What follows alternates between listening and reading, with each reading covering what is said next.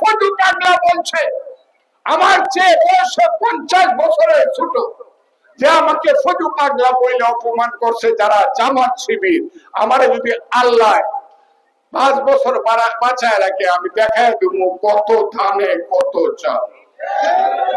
আপনারা চান না আমি জানাজা পড়ো? আপনারা আমার জানাজা পড়তে চান না? কারা কারা আমার জানাজা পড়তে চান হাত তুলেন তো দেখি।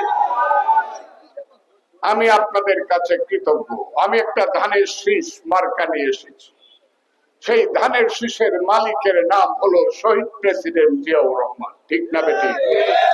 সেই শহীদ প্রেসিডেন্ট জিয়াউর রহমানের পথে আমি এই দেশকে একটা গণতান্ত্রিক বহু দলীয় গণতান্ত্রিক দেশ, অসাম্প্রদায়িক দেশ, হিন্দু মুসলমান বৌদ্ধ কি খ্রিস্টান রাজনীতিতে আমি সবাইকে মনে করি দেশটা হবে, শুনো হে মানুষ ভাই, সবার উপরে মানুষ সত্য, তার উপরে নাই, এটাই হবে দেশ। এটা আপনারা পছন্দ করেন না?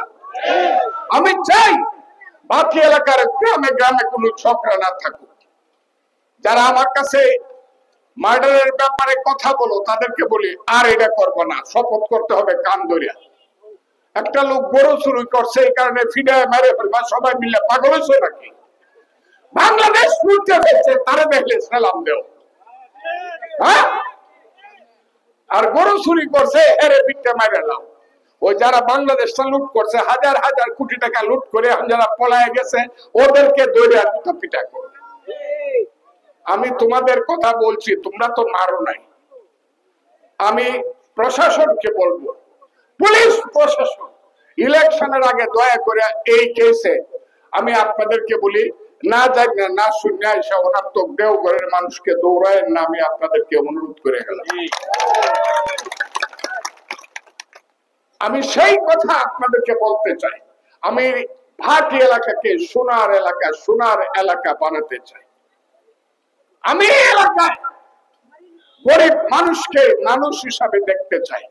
আমি যদি এমপি হই, আল্লাহ যদি আমাকে বানায়, আমার নেত্রী দেশ নেত্রী খালেদা জিয়া, দেশ নায়ক তারেক রহমান যদি প্রধানমন্ত্রী হয়, তাহলে যে লোকটা রিক্সা বায় হে বুকটা সোজা করে রাস্তা দিয়ে আনবো।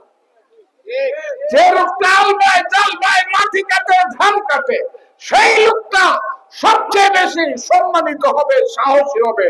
তারে যে দুইটা সর মারবা ভালো হইব না কিন্তু, কারণ সে বলবে এই আমাকে চোর দিতে সাবধান, আমার নেতার নাম কিন্তু ফজলুর রহমান।